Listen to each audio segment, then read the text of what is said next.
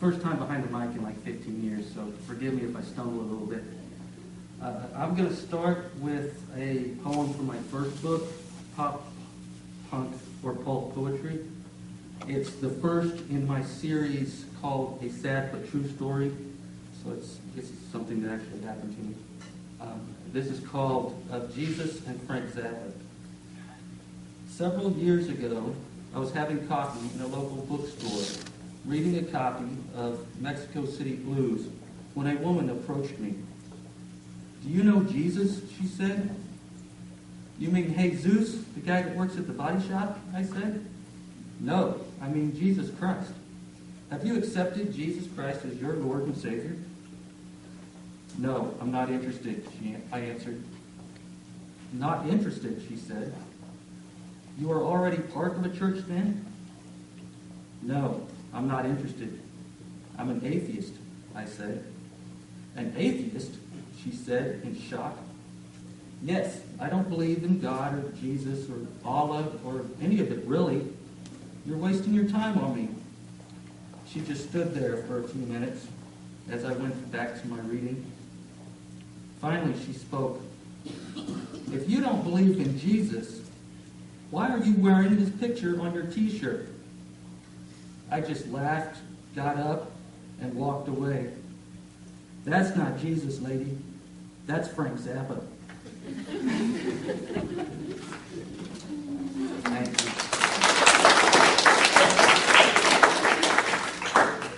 This next one is from my second book called Call It What You Will. It's a little more serious. It's called The Poet's Plight. What can I say that hasn't already been said? And how can I say it better? Constantly searching for the words, the beat, the feel, risking absurdity in hopes of making a difference, touching just one life, changing just one mind, making a single ripple in the vast sea that is the world, leaving a footstep on her beach, only to watch the waves wash it away.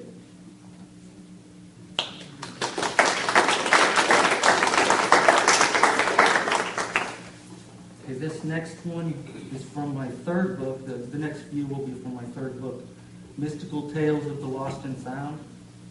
This one's more about my small town upbringing and life here in Alva and such. It's called America 2, the Red, White, and Blue.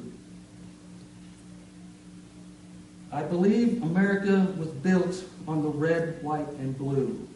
But I'm not talking about Old Glory. I'm talking about the farmers and ranchers who live in debt to put food on our tables, the truckers who make the long hauls all day and through the night, the mechanics who keep us on the road, the roughnecks and roustabouts who risk their lives on site every day, the factory workers, the dock workers, the construction workers.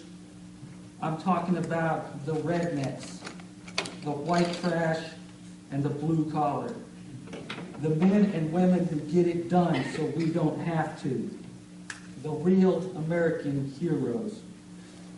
And to all of you who are out there doing the dirty work, underpaid, overworked, and underappreciated, thank you.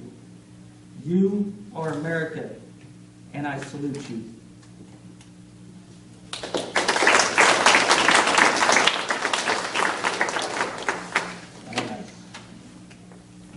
This one is also from the third book.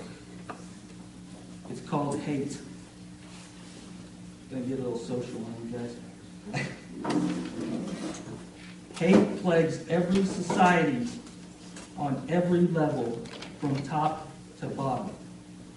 Hate grows like a cancer, unstoppable if ignored, until it destroys everything. I have found we hate what we fear most. And we fear what we do not understand. Our best weapon against hate is education. We must educate ourselves, educate those around us, our friends, our family, our enemies. If we can eliminate the ignorance, we can end the fear and very possibly the hate. Kill the cancer. Don't hate. Educate.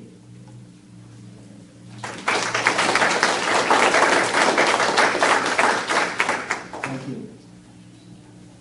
Okay, once again from Mystical Tales, this one's called What If? Messing with Evolution.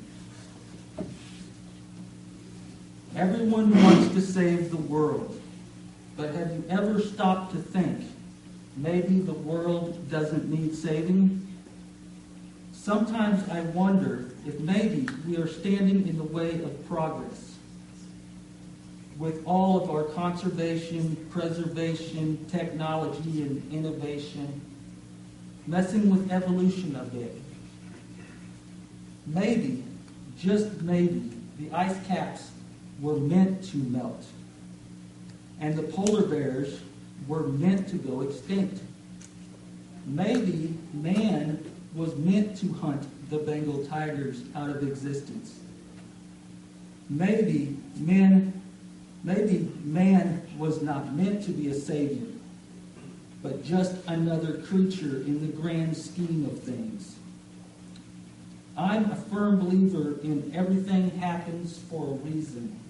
There are no accidents.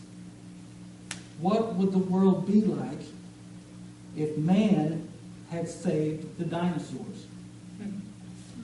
If you think dodging deer on a highway is a pain, consider a woolly mammoth. Pigeon droppings on your car? Consider a pterodactyl. But in all seriousness, what if we are interfering with nature's plan? What if the whales must die for something better to come along? Maybe it's nature's way of balancing things out. One must die for another to live.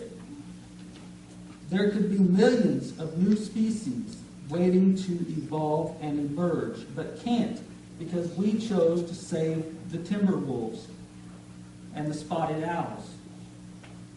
Just think about what we could be missing. Now I realize most of what is wrong with the world today is man's fault, and we do have a responsibility to correct our mistakes. This passing thought is not going to stop me from doing my part to protect the environment and being one with the world. But sometimes I can't help but wonder, what if?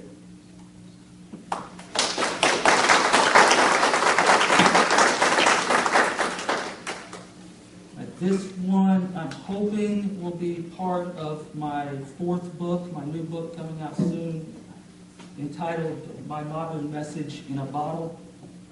This is one of my favorites because, again, it's about something personal that happened to me. It's titled Kansas City, 1992. Kansas City, 1992.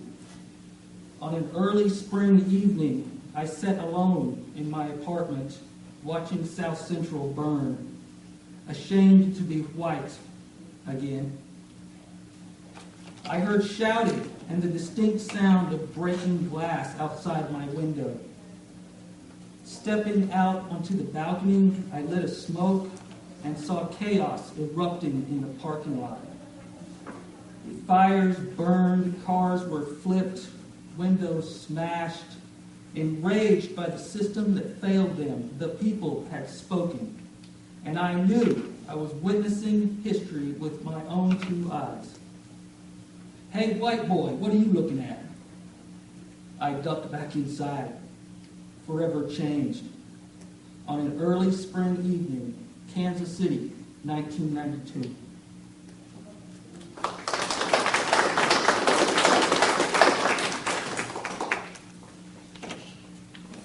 Good on time? Yes. Okay, got a couple more. This one's also from, going back to Mystical Tales again. This is another one in my Sad But True Story series. It's called Of Mice, Men, and John Lennon. A few years ago, I read a news story online about a man who had caught a mouse in his house. He took the mouse outside and threw it in the fire. The mouse then ran in flames back into the house, burning it to the ground. It was at that moment I fully understood what John Lennon meant by instant karma.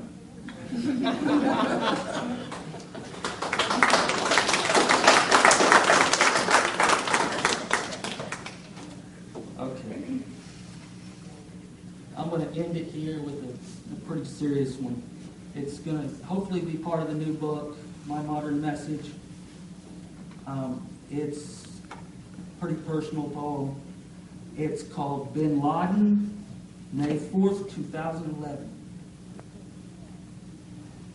So it's been a couple of days since the announcement of Bin Laden's death. And to be honest, I'm still not sure how I feel about the whole thing.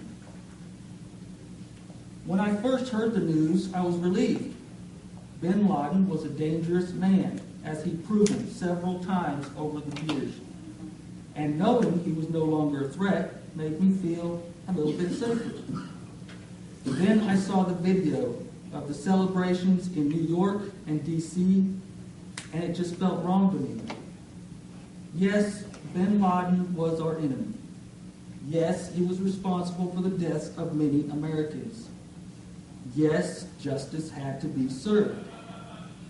But I do not feel death should ever be celebrated.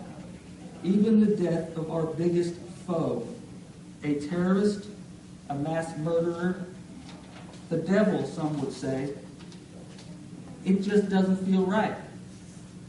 Those videos reminded me of those shot of celebrations in the Middle East on 9/11. As our nation scrambled in fear and confusion, watching helplessly as the towers fell, thousands dead, not knowing what was coming next, they celebrated. Blinded by hate, they waved their flags while ours burned, danced in the streets, fired their guns in the air. They celebrated the most tragic event in our nation's history. They reveled in the fact that thousands of our men and women, many firefighters and police officers, were dead, buried alive, innocent victims of a madman's scheme. I understand Americans see Bin Laden's death as a victory in the war against terror. And the show of patriotism since the raid has been a nice change. But celebrate the victory, not the death. I would like to think that we are better than them. Death should never be celebrated. Hate only breeds hate. Thank you.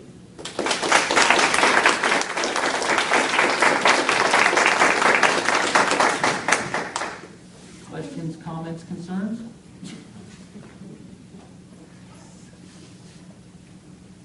Sheldon rocks. Thank you. Where can people buy your books?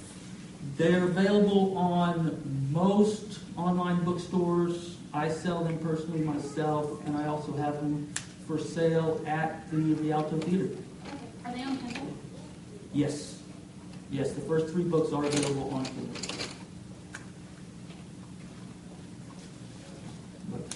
But that's it. Thank you. Thank you.